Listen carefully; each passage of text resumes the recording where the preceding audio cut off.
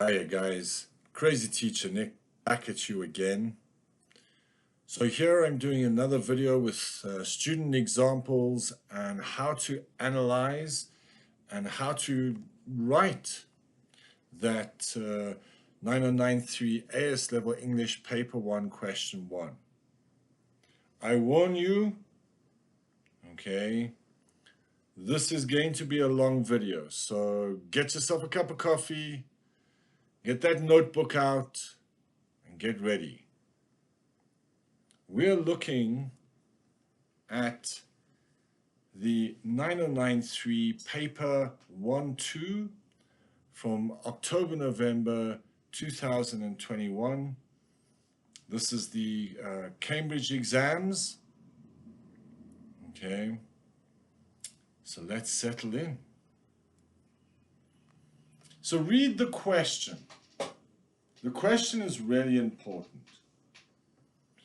If you can imagine that the exams board has set this question to tell you how to get the marks, if you follow the question, you can achieve those top marks. It's the instructions. If you're building something from IKEA, for example, okay, you don't just start putting things together. You might end up starting with a table and ending up with a cupboard shelf. Who knows?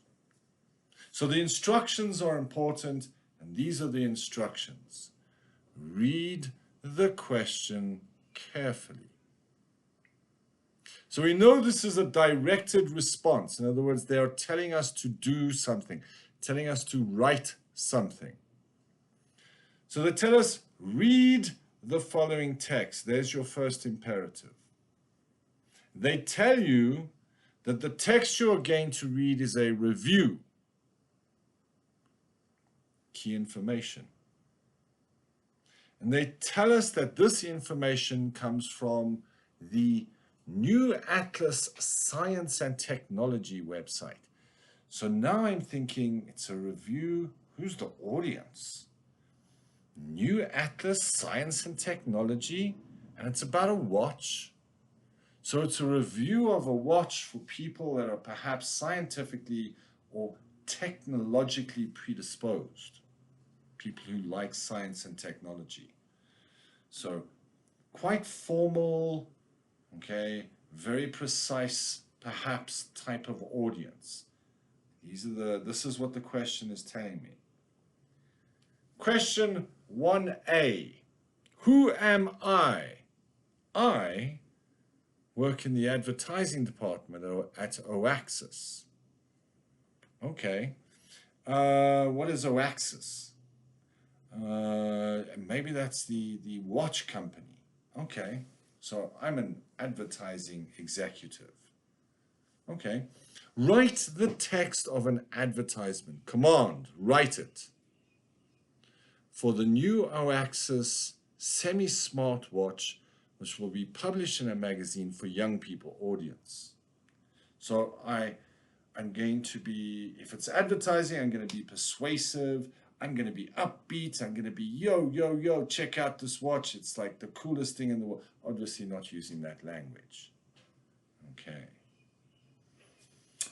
And then 1B says, I got to compare. Now I've got videos on how to do the comparison. Okay. But it's a command. I need to compare the advertisement with the review. I need to compare them, focusing on form, structure, and language. And take note, 15 marks. Now, I've spoken about timing in other videos. You can take a look at that. Okay. I'm focusing more on how, as a student, you approach this question. What sorts of things you need to be thinking about in order to be effective in a question like this.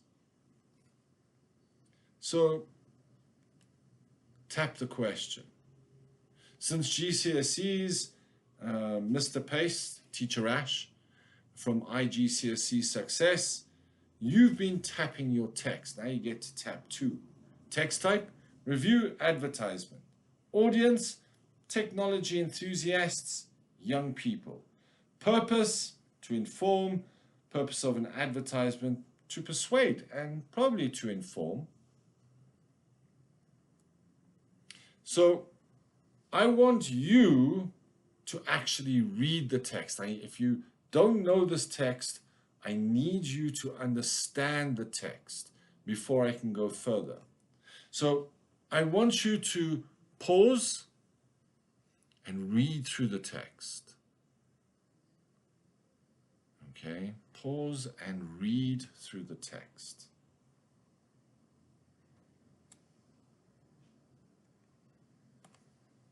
Okay, and again, pause and read through the text. This is important.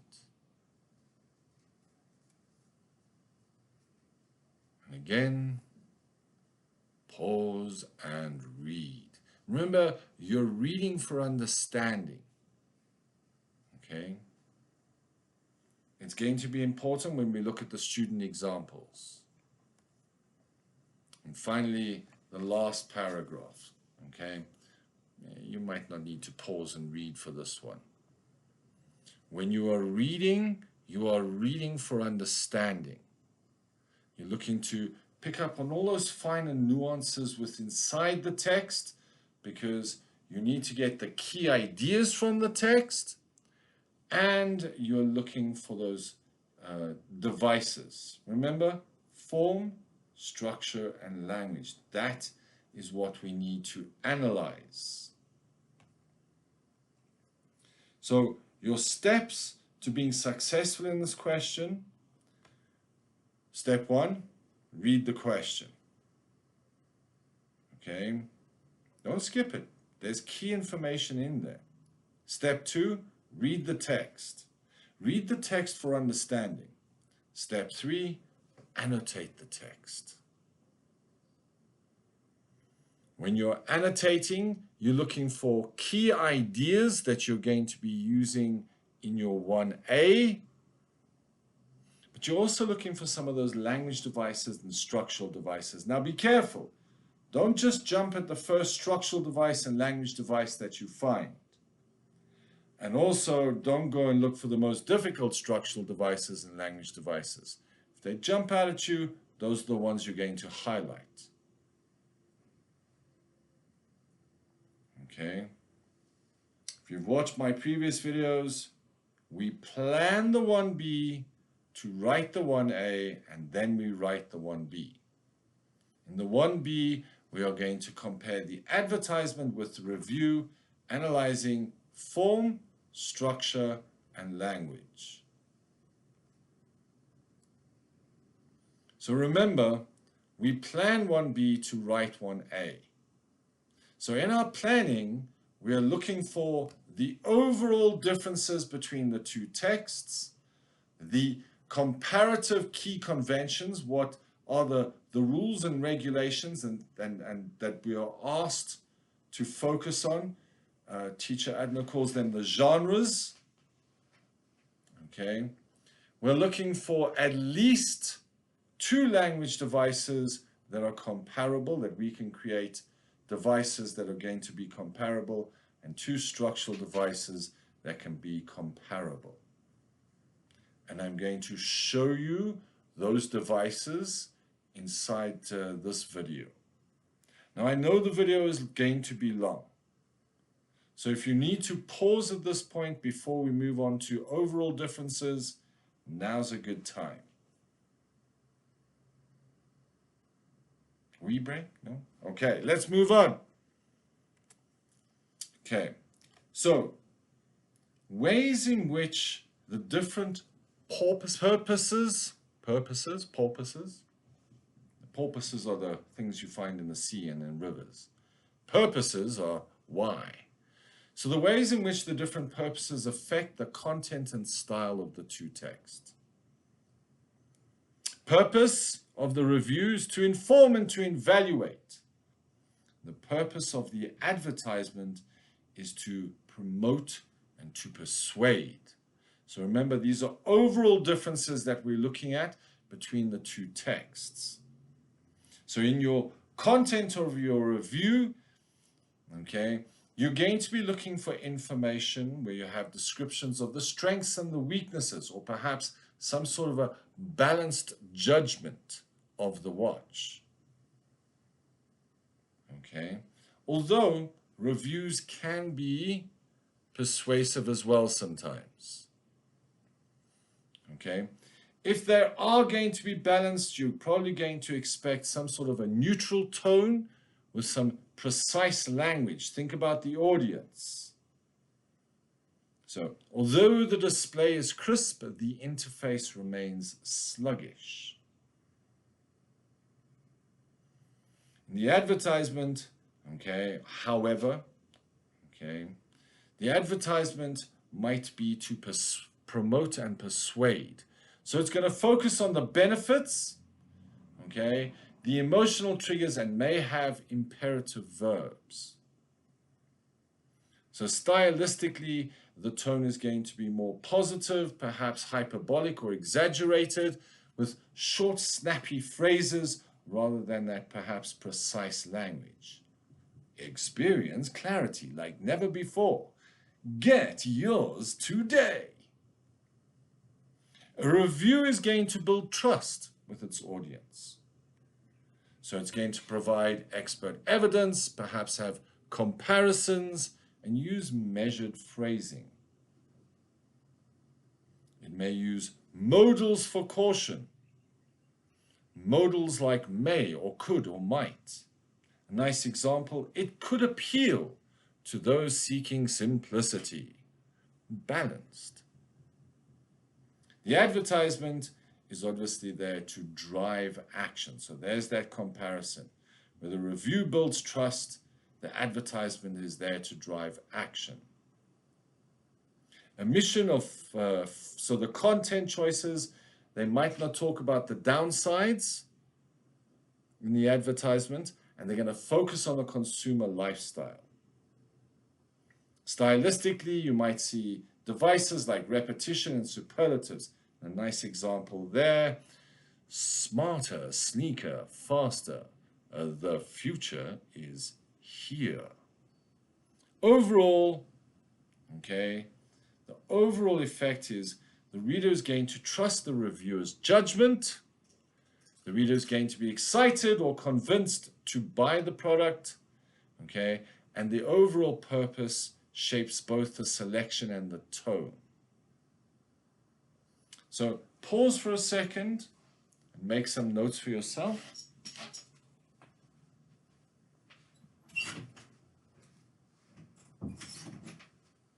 Yeah, I was letting the dog out. Okay, moving on. So ways in which the review and the advertisement appeal to their audience. So how do they appeal to their audience? So the audience is probably going to be tech-savvy kind of readers or consumers. Okay, so they might have detailed specs in the review. Okay, testing evidence and honest critique. Okay, appeal in the advertisement, okay, is they might focus on innovation or buzzwords or have some sort of an aspirational tone. Okay, so this is ways in which the review and the advertisement appeal to their audiences. Okay, so in the review, it might have something like the OLED display shows 400 nits of brightness. Okay, in the advertisement, we might have brilliant clarity powered by OLED magic. It's that language. Okay, to general readers, okay, the appeal in the review might include humor or relatable frustrations. In the advertisement, lifestyle appeal, emotional connection. So in the review, you might have something like, it's like arguing with a stubborn robot. Okay, or in the advertisement, finally, a watch that understands you. Potential buyers, the appeal in the review might be to encourage through informed choice. Okay. And in the advertisement, it's going to encourage through impulse purchase. Example in a review, worth it if you value style over function. Quite critical there. Or in an advertisement, why wait? Own it now. The tone and the language in a review is probably going to be conversational but more balanced. The appeal in an advertisement, it's going to be persuasive and enthusiastic. So we're looking for that excitement in the review and credibility, sorry, that excitement in the advertisement and that credibility in the review. Visual or emotional appeal, okay, we don't get pictures in our exams, but in a review it might include a balanced photo or a nice layout. The appeal in an advertisement, if it was in print or on your screen, might use vibrant colors, catchy slogans, and emotional imagery. Okay, and obviously it depends on where the device is, where the text appears. Now in the exams, we don't get pictures, we don't get colors. It's too expensive. Okay, so hopefully that gives you some of the ideas in how you can describe to the examiner the way that the review or the advertisement appeal to their respective audience. I know I'm focused on one particular text, but you want to take all of these into consideration in your own comparative analysis if you have a review and an advertisement. Key conventions. So my students know very well, memorize your key conventions, understand your key conventions. I got a video about key conventions. Study your key conventions, study your key conventions, study your key conventions. Okay, so here I've kind of put ideas together because we're going to be comparing the key conventions between an advertisement and a review. You're writing the advertisement, so you are thinking which devices, okay, which conventions must I adhere to so that I can be comparable with the conventions of the review. And I want you to see if you can spot where there are possible similarities or differences between the different key conventions. Okay, so advertisements, they're persuasive. Okay, they're there to promote or sell, where the review is going to be informative and evaluative. Key conventions of an advertisement normally going to have some sort of a catchy headline or a slogan to grab your attention. In a review, although we don't have it in this text, a title or a headline indicating the subject of the review. The tone might be positive, enthusiastic, and persuasive, whereas in a conventions of a review, they're going to be more balanced, analytical, and sometimes critical. Okay, devices, you might find imperatives in an advertisement, where you might have that more evaluative language in a review.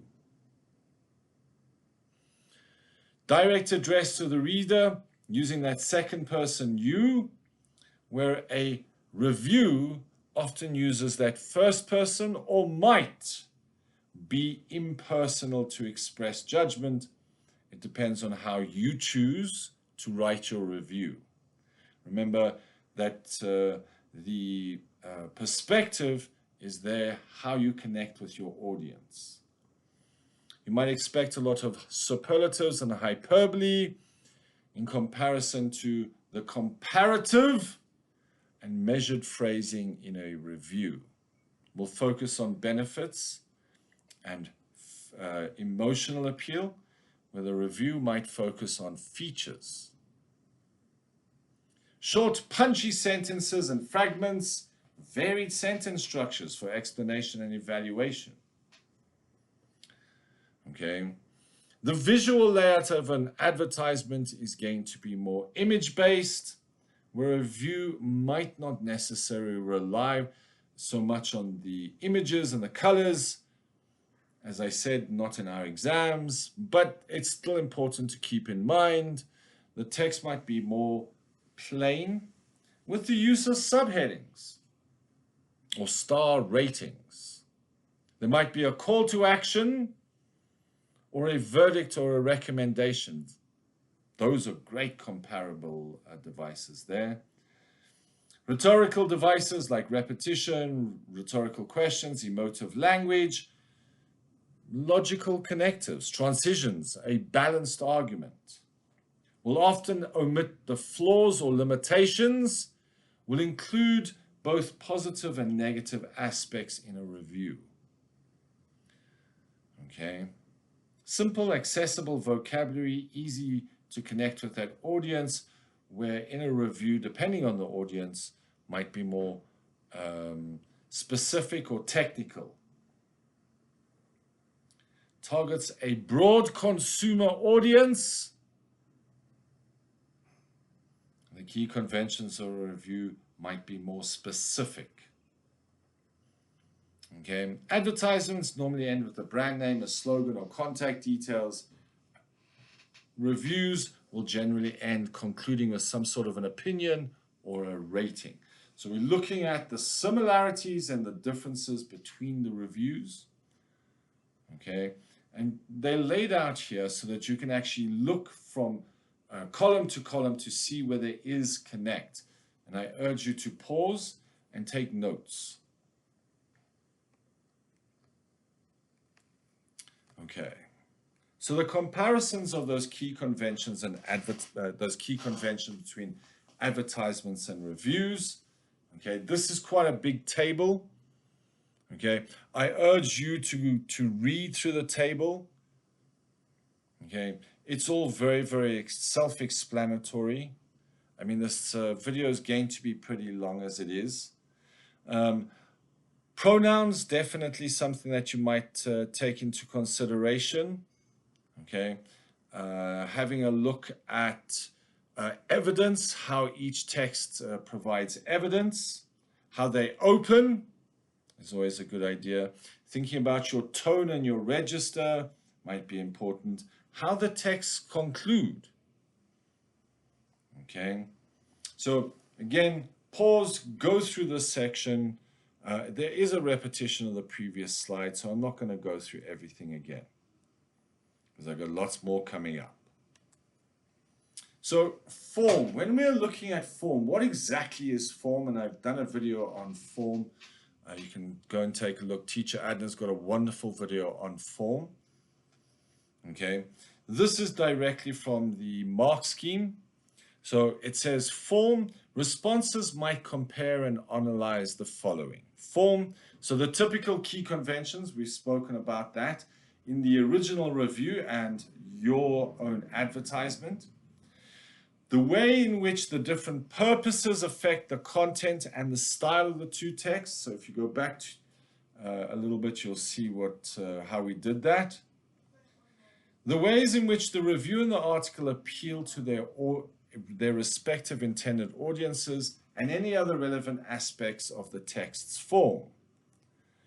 So the key contrasts for form, the purpose, to inform and to evaluate, as opposed to promote and to persuade.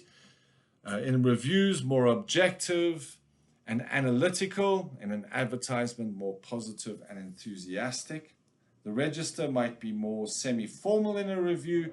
In an advertisement, informal and promotional. The structure might be more logical, how it's sequenced in a review.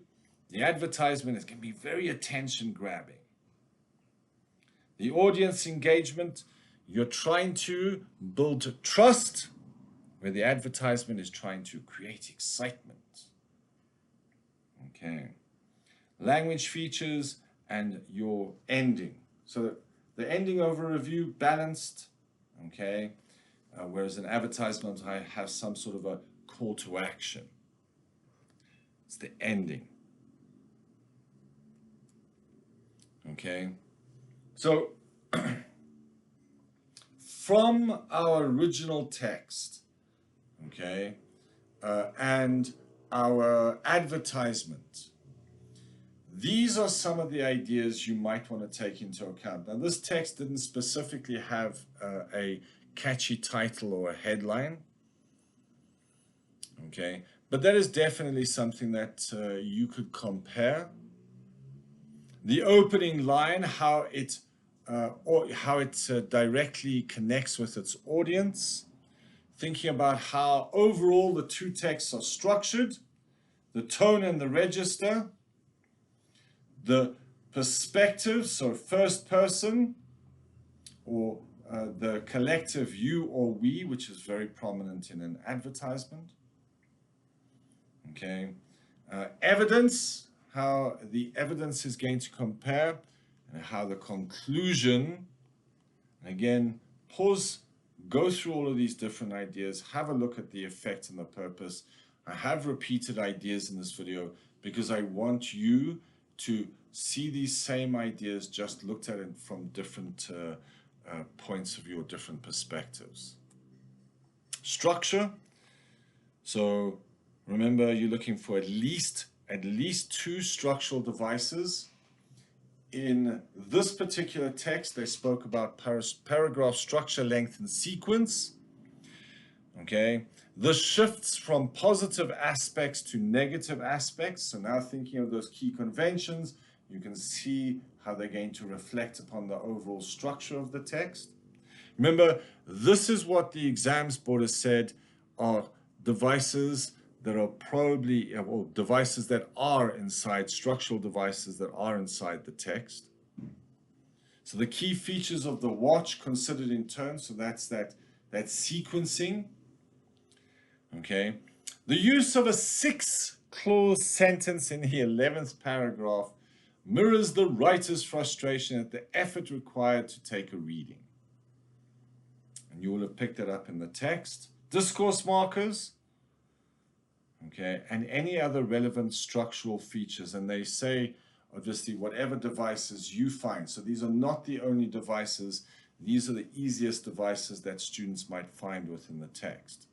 So the next step I'm going to take you is basically taking these devices from the mark scheme and having a look at devices that are now comparable, structural devices that are comparable. So they said paragraph structure, length, and sequence. So comparable devices that you could use is paragraphing for emphasis, one-sentence paragraphs, okay, cumulative paragraphs, some sort of a cyclical structure in your text, and I've just done 3 videos on those. Check them out. Framing, okay, front-loading, end-weighting of of your paragraph structures or your sequencing, okay. So these are all devices that you can compare with paragraph structure, length, and sequence, okay. So the way paragraphs are organized to guide the reader's focus or pacing. An example might be a short single-line paragraph after a long one. The effect, okay, short paragraphs create drama or abruptness, longer ones build description or reasoning, and you could comment on how the sequence reflects argument or moods shift throughout between the two texts. Let's have a look at the next one. Shifts from positive to negative and back again. So comparable devices, shifts in tone, contrast, juxtaposition, antithesis, narrative reversal. These are all devices, okay, that you can use in comparison to the shifts from positive to a negative. So deliberate movement in emotional or evaluative tone. So they give us an example. At first, the display glowed beautifully. Minutes later, it refused to work at all. Okay, so the effect, it shows the complexity or the frustration. It tracks movement from praise to criticism, reflection, mirrors thought process or reader response. Remember, you're comparing the effect on the reader. That is where the comparison comes in. I told you this is going to be a long video. Stay Stay with me or take a break now. Pause and take a break if you need to. Okay, we carry on. Okay, good choice. Okay, key features considered in turn. Comparable devices, the logical sequencing, perhaps enumeration, chronological or thematic order, maybe some sort of a list structure. Okay, so systematic progression. So the key features considered in turn, the definition, a systematic progression through aspects of a topic. Okay, so an example, first the design, next the strap, finally the screen. Okay, so you can use any of those comparable devices. The effect, okay, it creates clarity and organization, helping the reader follow an evaluative or descriptive structure. So that's the effect of the key features considered in turn. Complex or multi-clause sentences mirroring feeling or process. Okay, so comparable devices, syntax reflecting content, cumulative sentences, periodic sentences, parallel structure. So the multiple clause sentences, when sentence construction echoes the writer's mood or effort. I adjusted the strap, pressed the button, waited, pressed again, sighed, and waited once more. So you can see how this is mirroring the frustration of the writer. Okay, the writer seems exhausted or excited.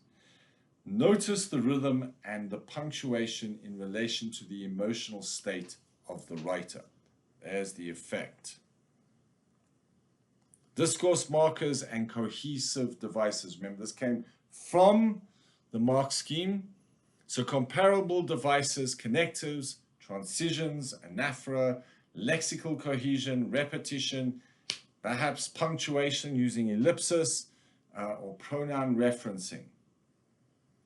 Okay, so discourse markers, cohesive devices, words or techniques that link ideas smoothly across sentences or paragraphs. Good examples, however, in contrast as a result. This demonstrates a logical progression or contrast in your answer. Okay.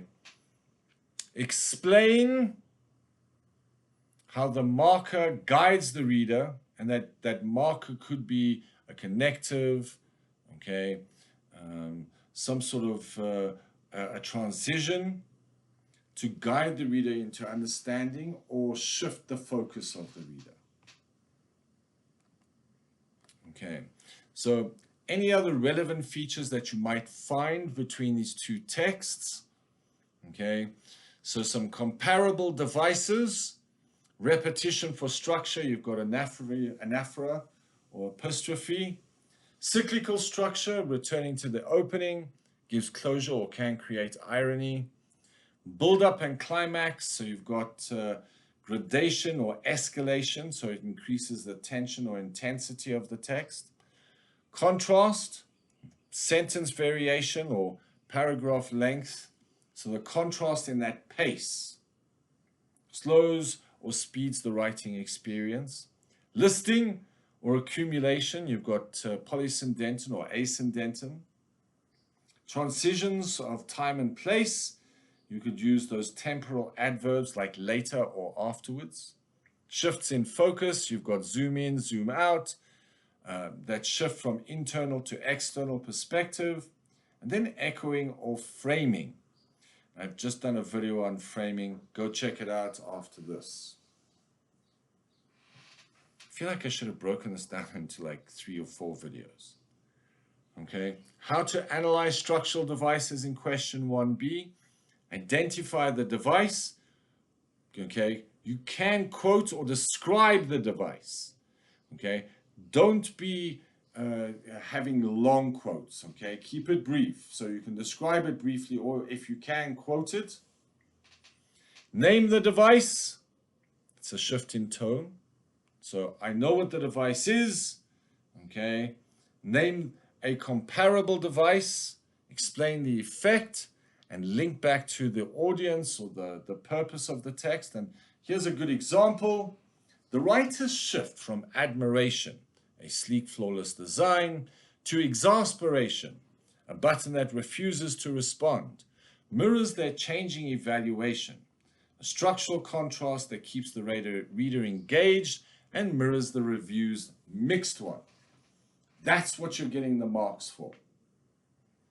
Okay? That keeps the reader engaged and mirrors the review's mixed tone. So the device is similar in effect. Okay, language devices. So this comes directly from the mark scheme. Formal register, conversational tone, colloquial words or phrases, jargon or tech-related language, evaluative words or phrases, humor or mild sarcasm. So this is what we, in the original text, this is the kind of the things we're looking for. Parenthetical expressions, or the use of parentheses, rhetorical questions, first or second person pronouns, connotations of individual words, and their effect on the reader, adjectives and expanded noun phrases, sentence variety, which is more of a structural device, but it depends on how you evidence it, and any other relevant language feature in the device. So we're going to go into each one and look at examples.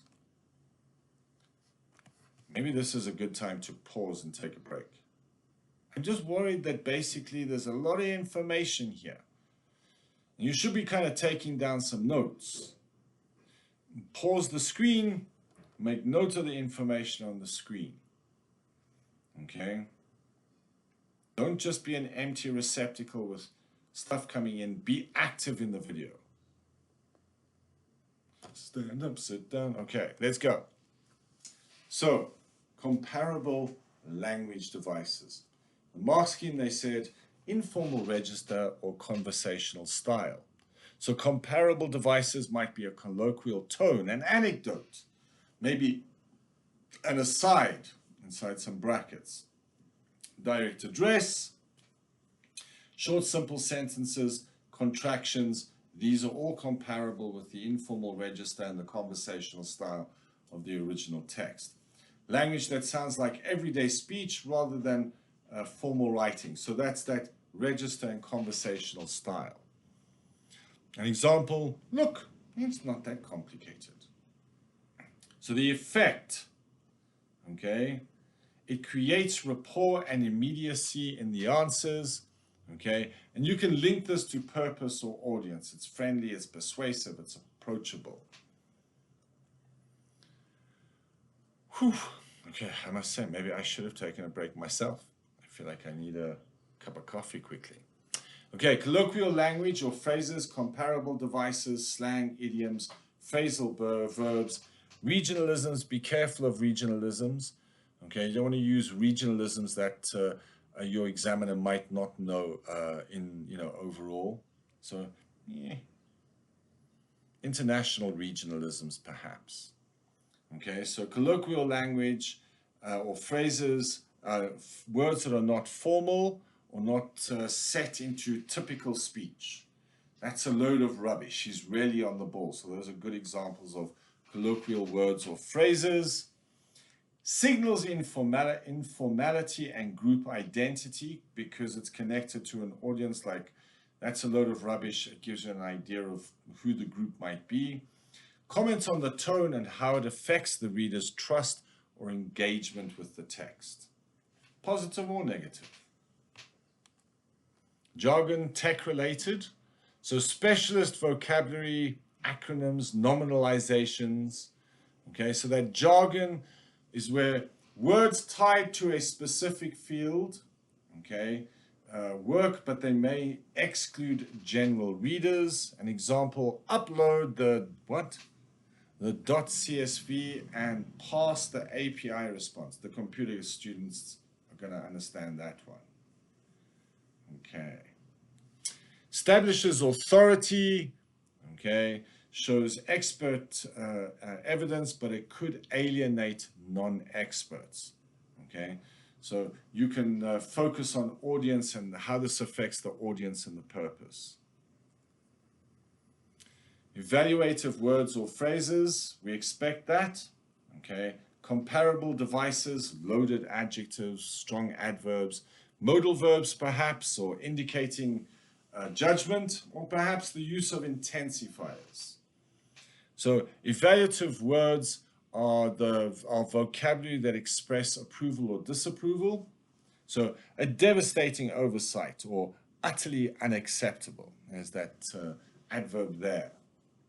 Okay, it can reveal the stand of the reader, and you can link it to the tone and the persuasion of the audience.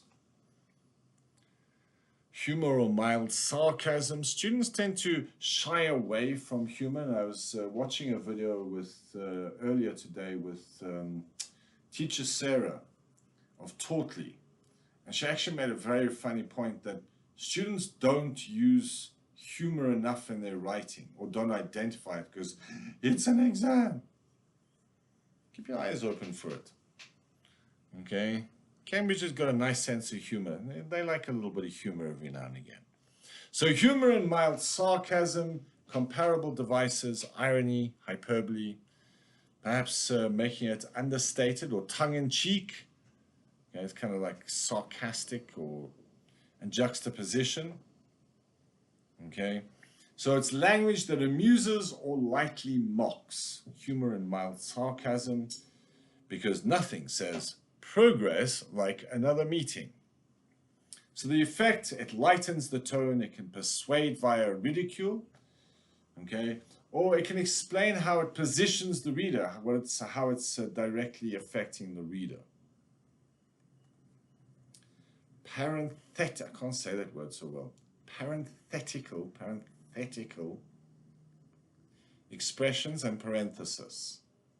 Okay, comparable devices, dashes, commas for asides, brackets, okay, appositive phases. So parenthetical expressions or parenthesis is extra information inserted into a sentence without breaking the flow. So the plan, if you can call it that, collapsed within days. Good example. So the effect, it creates that conversational feel. It adds perhaps some sort of an authoritative voice, or provides perhaps some clarification, and you can focus on the emphasis or pacing that it might have on the reader. Rhetorical questions, everybody's favorite. Okay, you could use hyperphora or leading questions or echo questions. So a rhetorical device, questions that are asked where the reader already knows the answer. Okay, it engages the reader, it prompts agreement, okay, not an implied answer, and it was a persuasive device, which I'm sure you all know. Okay, first and second person pronouns. So we know the importance of personal pronouns within a piece of text, okay, collective pronouns, exclusive pronouns, a direct address. So they create that relationship between the writer and the reader. We all know the truth, you might think. So builds solidarity or challenges the reader, and you can discuss a shift in viewpoint or purpose here. Connotations of individual words and their effect. So semantic fields, word choice, collocation, metaphors that connotate. Okay, so connotations of individual words, it's implied language. Okay, so you've got words like shabby, or words like well-worn. They denote the same, but the emotional charge is different. So examine the emotional coloring or the emotional ideas and how these choices steer the reader's reaction, what the expectation is of the reader.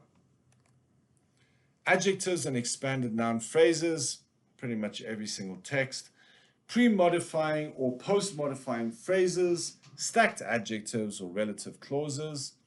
So those adjectives are descriptive language, expanded noun phrases expand the noun. Very straightforward, very common, okay. The battered the battered sun-bleached caravan at the end of the lane. Okay, so we extended the noun.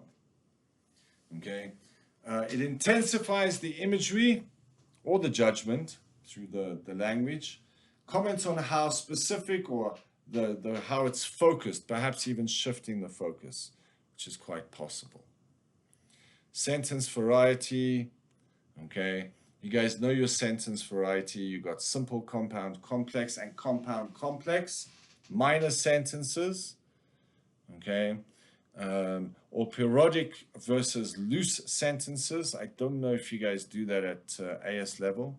Imperatives, interrogatives, and declaratives. So the type of sentence and its function. So you can link the variety of the pace or the emphasis or the tone of the text. Short sentences for shock, long for explanation.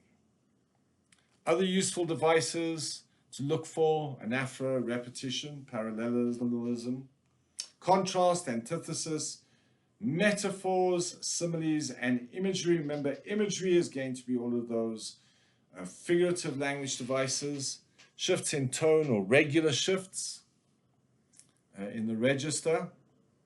Okay. Modality, always worth commenting on. Emotive language, parenthesis, and have a look at the punctuation if it's used effectively.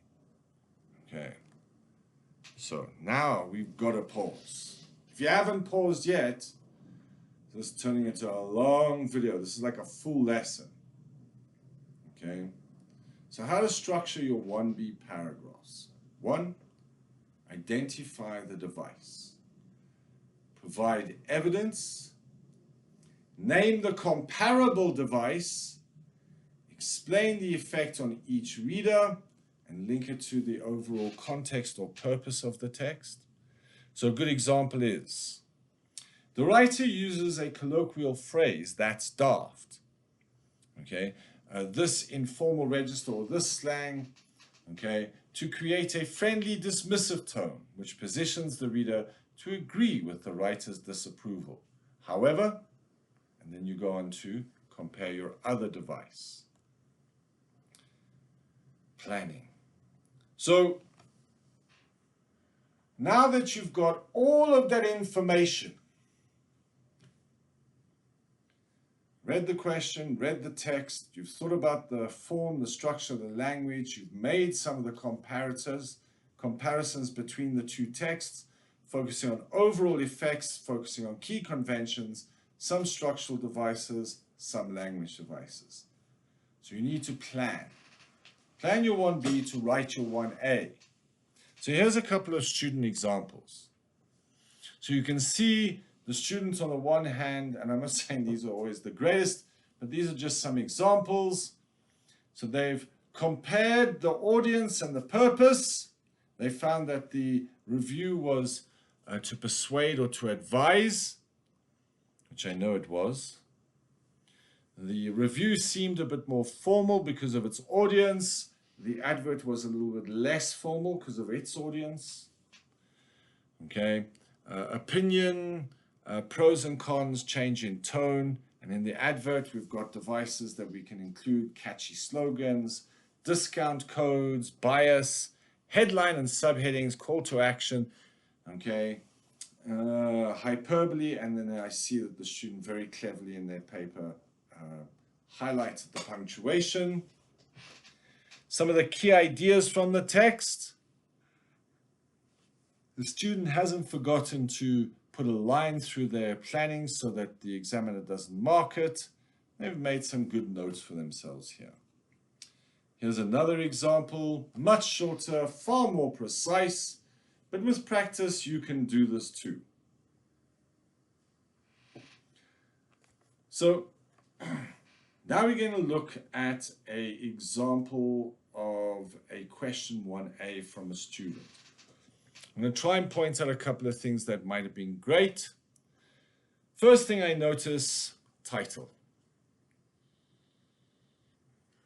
Which watch?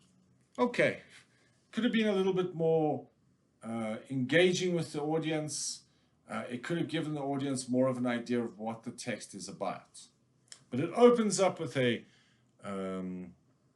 rhetorical question, and then Are you in search of a new accessory to spice up your wardrobe?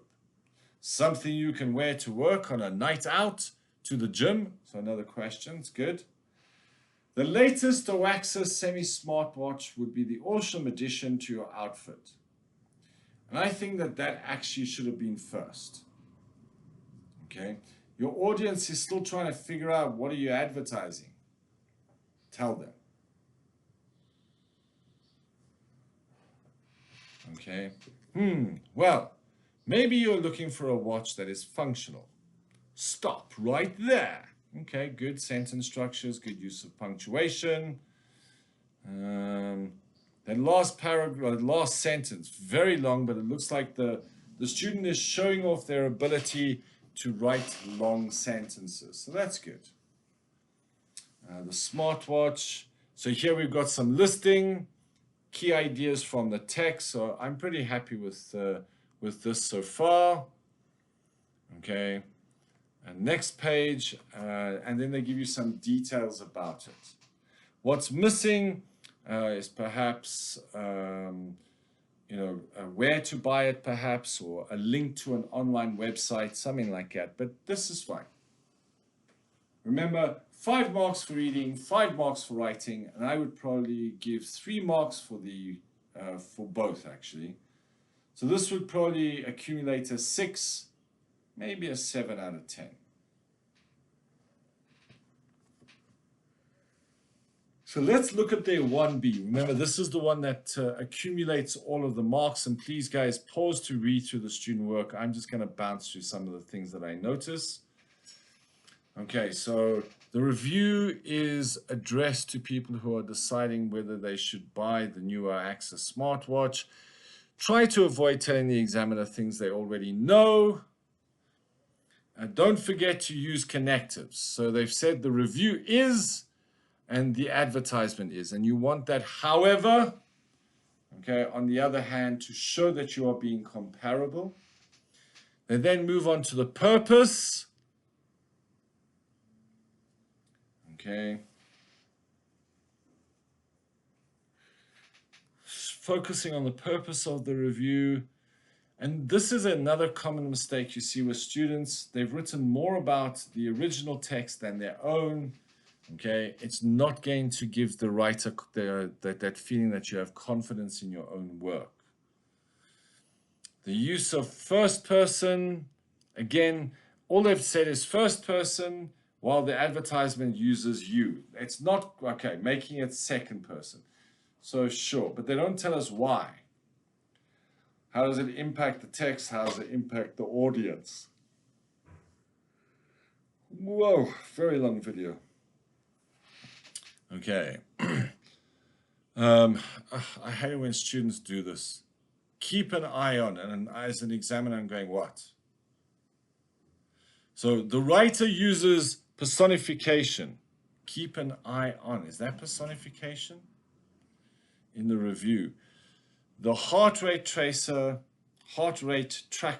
cannot actually do this as it is not human. This can help the reader to better understand the text through creating vivid imagery. I have no idea what that paragraph is doing or why it is there. Read what you write, people. Please. If I'm tired, you guys must be tired as well. I don't know if they're trying to compare it. There's no comparative connective. So idiom, I don't know, is that idiom being compared to the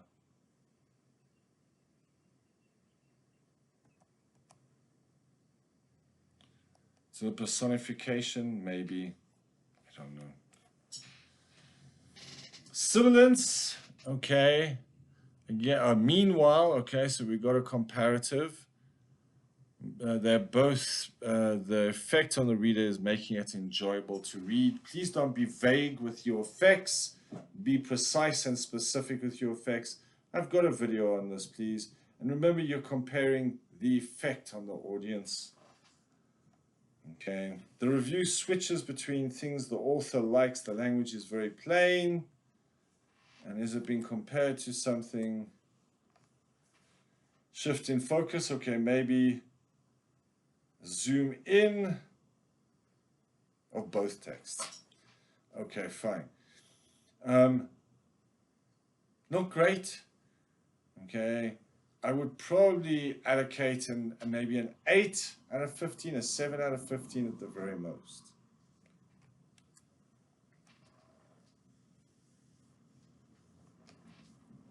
Okay, nice title. So student example 2, nice title. Tells the audience what the text is about. Okay, so there's some the language devices and structural devices being used here. Okay, again, be more bold with your punctuation. I don't see any very interesting punctuation. I like the bullet points. Okay, maybe the semicolon works well. What I do like is that the student has discussed the pricing, which is at the end of the original text, so that's not a bad idea. Okay. Again, that kind of like subtitle with the colons. 1 semicolon, is that it? 2, okay, 2. Okay. So for the 1A here with some of the key ideas, maybe again, I'm probably going to go a 6 out of 10. 3 for reading, 3 for writing at the very most. It's okay. Okay. Let's take a look at that question 1B, and I think the student did better here. So the review measures both the pros and the cons, whereas the advertisement is biased, as in the overall similarities and differences say that the overall similarities or differences within the text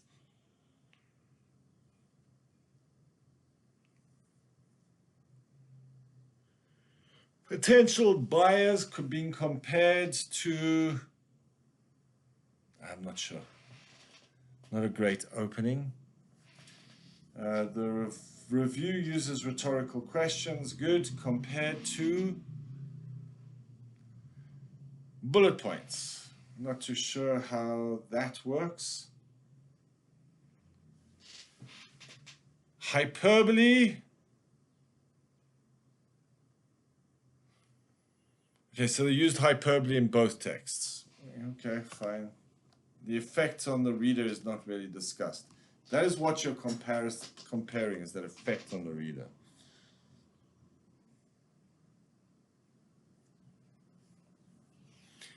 The review uses the short sentence, I'm out, to make their opinion stand out and create emphasis. Likewise, the advertisement also creates emphasis. How? How does the advertisement create emphasis? It's very weak.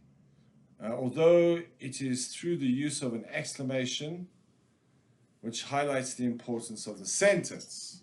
It's not very good. And it's at this point as an examiner that I know what mark I'm going to give. I don't even really have to think too much about it. I would probably here give maybe a 7 out of 15, 6 out of 15, 7, 6, 6 out of 15. Okay, student example 3. So here the student has actually annotated their own work.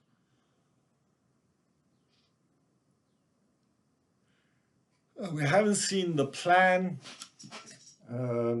Interesting title. Subheadings. Some good use of punctuation. It's kind of weird that O-axis. I don't know, is that a subheading? Okay. Casual days to class, directing it to the audience. Rhetorical devices, some good punctuation, colloquial language. Okay, this is much better.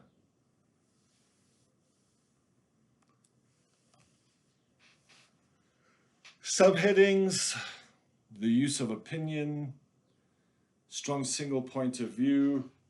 They went through a 3 or a 4, so 3 or 4 out of 5, and AO2, so So yeah, I would probably go with the same, a 7 or an 8 out of 10. Spot on, student. Good choices. That was the student's marks. 1B. Okay, so in total, they gave themselves a 4 out of 1 for reading and a 7 out of 10 for writing. Okay, giving themselves an 11 or a 12 out of 15. Let's see.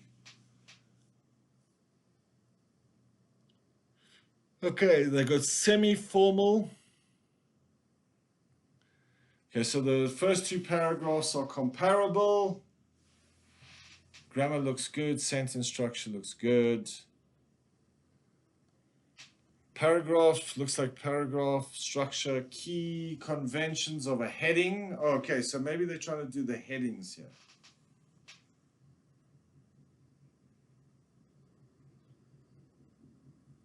That's okay. Compared to eye-catching title. Okay, yeah. The writer the user's listing. The advertisement emphasizes the pros of Oaxis. The writer's use of advertising makes use of short sentences. Some good points there. And so it continues. So they've basically taken each paragraph and focused on a specific idea that is comparable. This could be good because it makes it quite easy to read. Okay, and I would probably agree to a point. I would probably have allocated no more than 11 or 12 out of 15 on this text. Okay. So you've looked through some student examples. These were some of the annotations that the student made of their own work. Okay. Just because this has become a very long video, I'm not going to go through it. You can go through it and identify things for yourself. Okay, here are some top tips for paper 1. Analyze, don't describe. Oh gosh, the students love to tell you what the differences are between the two texts. The first text is about a chicken and a rabbit that are climbing up a mountain. However, in the other text, it's about the sea and the way the waves are moving. No, you're analyzing the text, you're comparing the text based on form, structure, and language using point, evidence, explain. Another mistake, students, don't focus on form, structure, and language. You've seen that, we've been through it in the text, it is available. You can go back, pause, read. Support every point with concise evidence. Oh gosh. Evidence in structural devices and language devices, please, please, please. Okay. Don't connect the comparisons. How does this affect the reader? Remember, that is what you are getting the marks for, is how each device affects the audience based on the device being used. Oh, logically, and guys, I've seen it in so many texts. So students will start in a paragraph. The writer analyzes the review, however, the writer analyzes the letter. Then the next text they'll say, the writer analyzes the review. Then the next text they'll write, the writer analyzes. And so now you break the pattern. Stick to a specific pattern. Structure your text logically, okay? And help your examiner read your text. Make it simple, make it easy. Bonus examiner tip, and I thought this was really good. Candidates who demonstrated a clear understanding of how language and structural choices create effect, supported by precise examples, were most successful. This is from the examiners. Those who merely just identified the device without comparing the effect gained fewer marks. I see it all the time. Okay. Guys, this has been a really, really long video. I struggled. Maybe turn off the volume and pause and read. But it's a very good video. A lot of important information. Please tell me, leave a comment. How are you enjoying the videos? I know it's like a question maybe I don't want to ask because this was a really long video, but it's really important if you leave me a comment, even if it's just like a hi teacher Nick. It helps boost my algorithm so I can get these videos out to more people. Don't forget to like, subscribe, and share. And as always, guys, rock on.